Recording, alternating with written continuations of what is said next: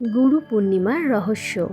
হ্যাঁ বন্ধুরা, আজকে আমরা জানব আষাঢ় পূর্ণিমা কেন। শরৎ পূর্ণিমার চাঁদ খুব সুন্দর, আকাশ পরিষ্কার থাকে। তাহলে গুরু পূর্ণিমা আষাঢ়েই কেন পালন করা হয়? কারণ আষাঢ়ে তো আকাশে মেঘ থাকে, অন্ধকার থাকে। কারণ শিষ্য হলো আষাঢ়ের মতো মেঘে ভরা, অন্ধকারে ভরা। আর গুরু হলো পূর্ণিমার চাঁদের মতো, যে এই ঘন অন্ধকার ভেদ করে আলো দিতে পারে, সেই আসল গুরু। আমরা সবাই গণিতের ভাষায় বাঁচি, প্রমাণ চাই, যুক্তি চাই, কিন্তু ধর্ম হলো কবিতা।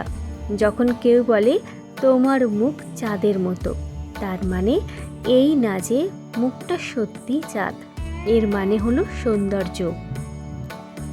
যিশুর কুমারী মায়ের জন্ম, মহাবীরের ঘাম না হওয়া, এগুলো তথ্য নয়, এগুলো প্রতীক। এগুলোর মানে হলো তাদের পবিত্রতা সাধারণ ভাষায় বলা যায় না।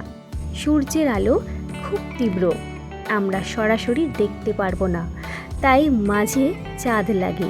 চাঁদের নিজের আলো নেই, সে সূর্যের আলোকে ঠান্ডা করে আমাদের দেয়। গুরু তেমনই, গুরুর নিজের কিছু নেই।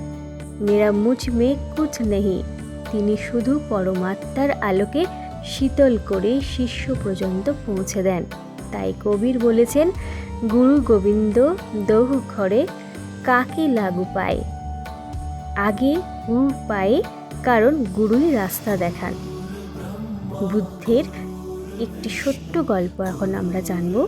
একবার মাতাল যুবকরা বুদ্ধকে জিজ্ঞেস করল, একটা সুন্দরী উলঙ্গ মেয়েকে দেখছো? বুদ্ধ হেসে বললেন, জানি না মেয়ে ছিল নাকি, না ছেলে। কারণ যার মধ্যে কামনা নেই তার কাছে ভেদ থাকে না। আর সুন্দর অসুন্দর এটা মনের খেলা। যতক্ষণ চোখে বাসনা, ততক্ষণ সবাই শরীর। যেদিন ধ্যান আসবে, সেদিন সর্বত্র শুধু একই চেতনা, একই পরমাত্মা দেখবে। আজও আমরা মন্দিরে যাই, কিন্তু ভেতরে অন্ধকার। পূজা করি, কিন্তু প্রেম নেই। ভগবানের সাথে দর কষাকষি করি, আমার ব্যবসা বাড়িয়ে দাও।